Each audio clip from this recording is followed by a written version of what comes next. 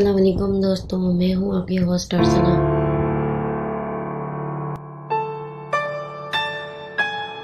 Programme ناقابل فراموش میں بہت بہت خوش آمدید۔ امید کرتی ہوں آپ سب لوگ خیریت سے ہوں گے۔ دوستوں، یہ واقعہ جنہوں نے ہمیں بھیجا ہے ان کا نام امینہ ہے اور ان کا تعلق کراچی سے ہے، اور یہ واقعہ میں انہی کی زبانی آپ کو بتانے جا رہی ہوں۔ میرا نام امینہ ہے اور یہ واقعہ جو میں آپ کو بتانے جا رہی ہوں یہ میرے ساتھ جب پیش آیا جب میں کراچی میں شادی ہو کر آئی تھی۔ جس ہاسپٹل میں میرا بیٹا پیدا ہوا وہ ایک گورنمنٹ ہاسپٹل تھا۔ میں اس ہاسپٹل کا نام مینشن نہیں کرنا چاہتی۔ وہاں کچھ عجیب و غریب واقعات وہاں کی ایڈمٹ عورتوں نے مجھے بتایا تھے کہ یہاں پر شیر خوار بچوں کو بلیاں اٹھا کر لے جاتی ہیں، اور یہ بات میں کافی لوگوں سے سن چکی تھی۔ اور جیسا کہ آپ لوگ جانتے ہیں ہمارے گورنمنٹ ہاسپٹل کی حالت کتنی خراب ہے۔ میں ان دنوں اسی بات کو لے کر پریشان تھی۔ میری پہلی اولاد تھی۔ جب میرا بیٹا پیدا ہوا تو میں وہاں ڈری ہوئی تھی اور یہی دعا کر رہی تھی کہ مجھے جلد سے جلد یہاں سے چھٹی مل جائے۔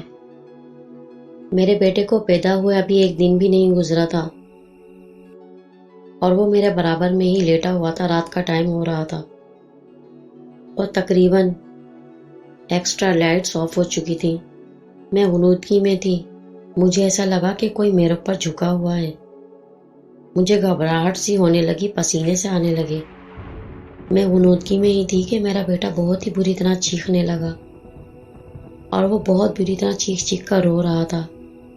جیسے ہی میں نے آنکھیں کھولی تو میں نے دیکھا کہ میرے تقریباً 2 فٹ اوپر ہوا میں ایک سفید ساڑی پہنی ہوئی عورت، جس کا چہرہ سیاہ، کالے لمبے لمبے بال میرے چاروں طرف پھیلائے ہوئے، وہ میری طرف منہ کر کے ہوا میں لیٹی ہوئی تھی۔ اس کے بالوں سے میں اور میرا بیٹا پوری طرح ڈھکے ہوئے تھے۔ میں زور زور سے چیخنا چاہ رہی تھی مگر میری آواز حلق میں پھنس گئی تھی۔ ایسا لگ رہا تھا کہ ابھی میری روح نکل کر باہر آ جائے گی اور میں مر جاؤں گی۔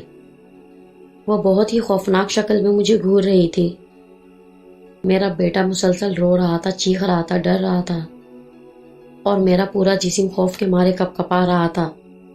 اچانک ہی میرے دل میں آیتیں پڑھنے کا خیال آیا۔ میری زبان نہیں ہل رہی تھی۔ میں نے دل ہی دل میں زور زور سے آیتیں پڑھنا شروع کر دی۔ میں اسی کو ہی دیکھ رہی تھی اور آیتیں پڑھتی جا رہی تھی۔ مجھے آیتیں پڑھتے ہوئے تھوڑی ہی دیر گزری تھی کہ وہ عورت اوپر کی طرف چھت کی طرف ٹکرائی اور ٹکراتے کے ساتھ ہی غائب ہو گئی۔ ہاسپٹل سے چھٹی ملنے کے بعد جب میں گھر آئی، گھر آتے ہی میرے بیٹے کی طبیعت خراب رہنے لگی اور ہمیں بالکل بھی سمجھ میں نہیں آیا 10 سے 12 دن کے اندر نہ جانے اس کو کیا ہوا۔ بخار چڑھتا اور اتر جاتا۔ کافی ڈاکٹرز کو دکھایا مگر ڈاکٹرز کی بھی سمجھ میں نہیں آ رہا تھا اور انہی دنوں آنن فانن میں اس کا انتقال ہو گیا۔ ڈاکٹرز نے یہی بتایا کہ بچے کی ہارٹ بیٹ تیز ہونے کی وجہ سے اس کا انتقال ہوا تھا۔ اس کے کچھ عرصے کے بعد میرے 2 جڑواں بیٹا بیٹی پیدا ہوئے۔ پورے 1 سال تک ان کو نہ سمجھ میں آنے والا مرض رہا۔ کبھی جسم کی کھال اترنے لگتی، کبھی سر کے بال جھڑنے لگتے۔ بہت مہنگا علاج کروانے پر بھی ڈاکٹرز کی سمجھ میں نہیں آ رہا تھا۔ رات ہوتے ہی دونوں ایک ساتھ اٹھ کر بیٹھ جاتے اور رونے لگتے۔ انگلی سے ایسے اشارہ کرتے جیسے کچھ دکھانا چاہ رہے ہوں اور پھر زور زور سے رو کر ڈرنے لگتے۔ ایک بات میں آپ کو بتاتی چلوں کہ میرے شوہر ایک ٹریول ایجنسی کے مالک تھے۔ پیسے کی بہت ریل پیل تھی اور اللہ کا دیا سب کچھ تھا۔ کسی نے کہا کہ آپ کسی عامل کو دکھا دو۔ ہم نے ایک عامل کو گھر بلایا، ان کو سب کچھ بتانے لگے تو انہوں نے خاموش رہنے کا اشارہ کیا۔ وہ گھر کا جائزہ لینے کے بعد کہنے لگے کہ آپ کا گھر آصف زادہ نہیں ہے مگر آپ کے بچوں اور آپ کی فیملی کے اوپر کسی نے کالا جادو کروا دیا ہے۔ انہوں نے کہا کہ آپ کے دونوں بچے ایک ساتھ سیڑھیوں سے گرے تھے۔ انہوں نے جو دودھ پھلانگا تھا وہ کسی کالے جادو کے عامل نے اپنے موکل کے ذریعے وہاں رکھوایا تھا۔ میاں بیوی نے جب یہ سنا تو حیرت زدہ رہ گئے کہ یہ بات عامل صاحب کو کیسے پتہ چلی کہ میرے دونوں بچے ایک ساتھ سیڑھیوں سے گر گئے تھے۔ وہ کہنے لگے کہ آپ کے گھر کا جو پچھلا دروازہ ہے اس کو بند کر دیں اور اس کے اوپر تالا لگا دیں، کیونکہ وہ دروازہ جس گلی میں کھلتا ہے وہاں کسی کا گزر نہیں ہوتا، وہاں پر کوڑا کرکٹ پڑا رہتا ہے۔ وہ ٹھیک کہہ رہے تھے۔ ہمارے گھر کا ایک پچھلا دروازہ تھا، ہمارا گھر اوپر کی طرف بنا ہوا تھا، نیچے والا پورشن ہم نے کرائے پر دے رکھا تھا، اس شخص نے اس کو گودام بنایا ہوا تھا اور اوپر ہم رہا کرتے تھے۔ وہ جو پچھلی گلی کا دروازہ تھا وہاں کوئی بھی نہیں جاتا تھا۔ ایک دن کافی سناٹا ہو رہا تھا اور بچوں کے کھیلنے کی آواز بھی نہیں آ رہی تھی۔ میں بچوں کو دیکھنے کے لیے گئی، مجھے ان دونوں کی آواز نہیں آ رہی تھی۔ میں نے جب اس زینے کا دروازہ کھلا ہوا دیکھا تو میں ٹھٹک سی گئی کہ بچے کہاں گئے، تو دیکھا کہ نیچے سیڑھیوں والا دروازہ کھلا ہوا ہے۔ بچے گندی گلی میں گرے ہوئے بے ہوش ملے۔ سیڑھیوں پر ایک مٹی کے پیالے میں دودھ رکھا ہوا تھا۔ حیرت کی بات یہ تھی کہ دودھ ایسا کا ایسا ہی پڑا ہوا تھا، نہ ہی پیالہ الٹا نہ ہی دودھ گرا۔ عامل صاحب نے یہی بتایا تھا کہ بچوں نے اس دودھ کو پھلانگا تھا اور اس دودھ کے اوپر کالا جادو کروایا گیا تھا۔ اس کے بعد جب عامل صاحب چلے گئے، دم کیا ہوا پانی اور دہلیز پر گاڑنے کے لیے ایک تعویذ اور دوسرا تعویذ دہلیز کے اوپر دروازے کے اوپر لٹکانے کے لیے دیا۔ کچھ دن تو سکون سے گزرے اور بچے بھی صحت یاب ہو گئے، مگر اچانک ہی ایک دم دونوں بچے اکثر نیند سے اٹھ کر رونے لگتے اور اسی طرح ہاتھ سے اشارہ کرتے جیسے ان کو کوئی ڈرا اور دھمکا رہا ہو۔ اس کے بعد میرے دونوں بچے شدید بخار میں جھلستے رہے۔ ڈاکٹرز کو بھی دکھایا، دوائیاں بھی چلی، مگر کوئی فرق نہیں پڑا۔ اور ایک دن میری بیٹی اور اس کے 2 گھنٹے کے بعد میرے بیٹے کا انتقال ہو گیا۔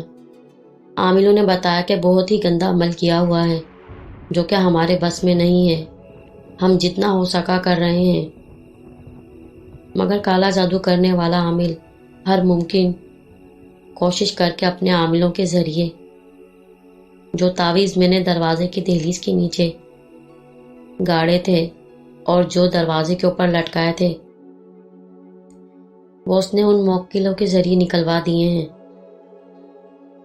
کافی عاملوں سے رابطہ کیا اور سبھی پریشان تھے، کہنے لگے کہ یہ جو بھی شخص کروا رہا ہے وہ آپ لوگوں سے بے انتہا جلن حسد کا شکار ہے اور وہ کسی بھی طرح آپ لوگوں کو آباد اور خوش نہیں دیکھ سکتا۔ وہ لوگ آتے اور معذرت کر کے چلے جاتے۔ دن اسی طرح گزرتے رہے۔ اس کے بعد میرے 2 بچے اور پیدا ہوئے اور پیدا ہونے کے 1 سے 2 دن کے بعد ان کا انتقال ہو گیا۔ گھر میں اسی طرح کے معاملات چلتے رہے، کوئی بہتری نہیں آ پا رہی تھی، مگر حالت وہی کے وہی رہے۔ گھر سے چیزیں غائب ہو جاتی، ڈھونڈ ڈھونڈ کر تھک جاتے، کئی گھنٹوں کے بعد الگ ہی جگہ سے وہ چیزیں ملتی۔ الماری کے کپڑے جوتے لان میں ملتے، کچن کا سامان ٹیرس میں ملتا۔ ایک الگ ہی طرح کا پراسرار ماحول ہوتا جا رہا تھا۔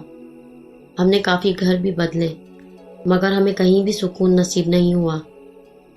دیکھتے ہی دیکھتے میرے شوہر کے جسم اور ٹانگوں میں شدید درد رہنے لگا، سر بھاری بھاری رہتا۔ وہ آفس سے گھر جلدی آنے لگے۔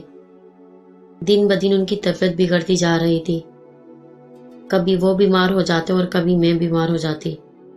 ایک دن رات کے وقت میرے ہسبینڈ بھاری بھاری آواز میں کسی کے اوپر چیخ رہے تھے۔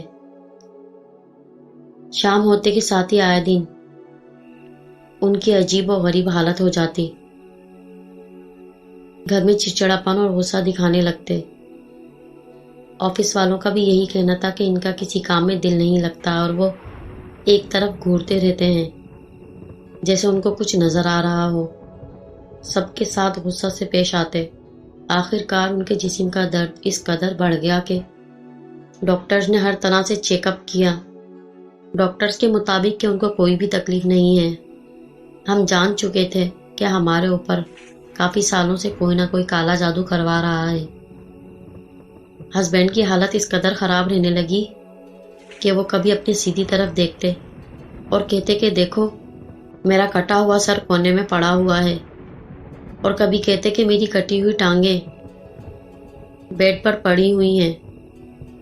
ان کو اپنے جسم کے اعضاء کٹے ہوئے ٹکڑوں میں جگہ جگہ نظر آتے۔ کبھی وہ اپنے آپ کو دیکھتے اور کبھی وہ وہاں دیکھتے جہاں پر ان کو اپنے جسم کے کٹے ہوئے اعضاء پڑے ہوئے نظر آتے۔ عجیب عجیب سی باتیں کرتے۔ وہ مکمل طور پر پرزسٹ ہو چکے تھے۔ کافی عاملوں کو دکھا دکھا کر ہم تھک چکے تھے، جس میں سے زیادہ تر عامل دھوکے باز نکلے۔ میرے 2 بچے اور پیدا ہوئے۔ پچھلے عاملوں نے ان کے اوپر حصار باندھا ہوا تھا اور تعویذ کیے ہوئے تھے، اور وہ بہت سخت تعویذ تھے، اسی لیے ان کو کوئی نقصان نہیں پہنچا، مگر وہ بھی اکثر راتوں میں ڈر جاتے یا باتھ روم میں نہاتے نہاتے کھیل رہے ہوتے۔ میں پوچھتی کہ کون ہے تمہارے ساتھ، تو چپ ہو جاتے۔ ایک دن میرا 4 سال کا بیٹا، جس کو میں نہلانے کے لیے باتھ روم میں لے کر گئی، جب میں اسے باتھ روم میں چھوڑ کر کپڑے لینے کے لیے گئی تو میں نے سنا کہ وہ کسی کے ساتھ نہا رہا ہے اور زور زور سے پانی اچھال رہا ہے۔ باقاعدہ باتھ روم سے کسی اور کی آوازیں آ رہی تھیں، جیسے کوئی کسی بچے کو بہلا کر نہلانے کی کوشش کر رہا ہو۔ میں فوراً ہی باتھ روم گئی اور باتھ روم کی چاروں دیواروں پر، حتیٰ کہ چھت پر بھی پانی ہی پانی تھا، جبکہ میرے بیٹے کے ہاتھ تک گیلے نہیں ہوئے تھے، اور وہ سن سا ہو کر ایک کونے میں دیکھ رہا تھا۔ میں نے پوچھا کہ یہ سب کس نے گیلا کیا، تو انگلی سے ایک کونے کی طرف اشارہ کرنے لگا۔ میں جلدی جلدی بچے کو نہلا کر باہر آ گئی اور اس کے اوپر دم کیا اور تعویذ پہنایا۔ بہت ہی پراسرار معاملات ہمارے گھر میں ہوتے جا رہے تھے۔ ایک عامل اور تھے، ان سے رابطہ کیا۔ سنا تھا وہ بہت ہی بڑے سے بڑا خطرناک کالا جادو کا روحانی علم کے ذریعے توڑ کرتے ہیں۔ انہی دنوں ہم گھر دوبارہ شفٹ کرنے کا سوچ رہے تھے۔ جب وہ گھر میں آیا تو کہنے لگے کہ گھر بدلنے کا کوئی فائدہ نہیں ہے، کیونکہ جو بھی آپ لوگوں کے اوپر یہ جادو کروا رہا ہے وہ بہت جلد اللہ کی گرفت میں آئے گا اور معافی مانگے گا۔ انہوں نے ہسبینڈ کے تکی کے اندر سے تعویذ نکالنے کو کہا۔ جب میں نے تکی کو اندر سے پھاڑ کر دیکھا تو میری جان نکل گئی۔ تکیے کی روئی کے اندر کالے کپڑے میں لپٹے ہوئے 7 تعویذ نکلے، جن کو کالے دھاگے سے باندھا گیا تھا۔ عامل صاحب نے سختی سے منع کیا کہ ہاتھ تک نہ لگائیں، اور وہ تعویذ خود انہوں نے ایک سفید رومال سے پکڑ کر اپنے پاس رکھ لیے۔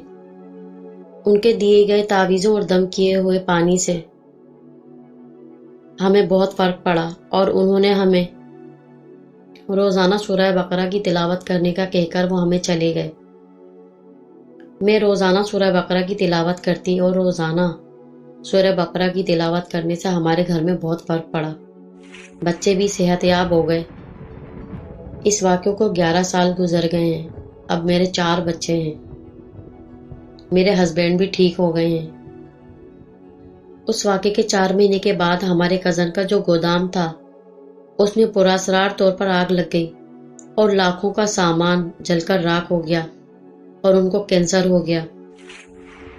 کافی عرصہ وہ اس بیماری میں مبتلا رہے، اور اس کے بعد خبر آئی کہ ڈاکٹرز نے ان کو 15 دن کے اندر اندر کا جواب دے دیا ہے۔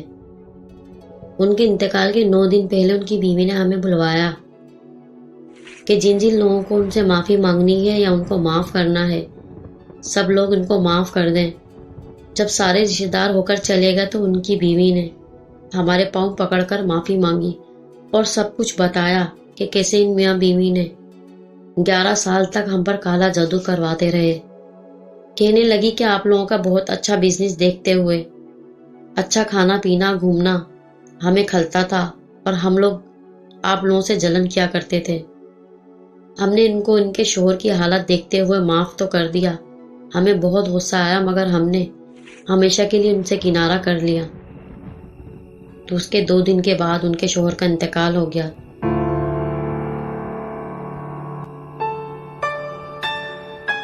دوستو، یہ تھا سچا واقعہ ہماری لسنر امینہ نے ہمیں کراچی سے سینڈ کیا۔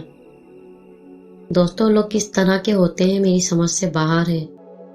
دوستو، میں نے تو یہ سنا تھا کہ جلن حسد کی بھی کوئی حد ہوتی ہے۔ کیا واقعی میں جلن حسد کی کوئی حد نہیں ہوتی؟ مگر یہاں تو انسان کس طرح کسی کو برباد کرنے پر تلا ہوا ہے۔ اسے اپنی حسد میں یہ بھی ہوش نہیں رہتا کہ ایک موت کا فرشتہ جس کا نام اسرائیل ہے، جو کہ اللہ کے حکم کا انتظار کر رہا ہے ہماری روح کھینچنے کے لیے۔ اس میں کوئی شک نہیں کہ اللہ تعالیٰ ایسے لوگوں کو کبھی معاف نہیں کرے گا جو کسی کی زندگیاں برباد کرتے ہیں اپنے جلن حسد کے ذریعے۔ جب تک وہ انسان اس شخص سے معافی نہ مانگ لے، جب تک اللہ تعالیٰ اسے معاف نہیں کرے گا۔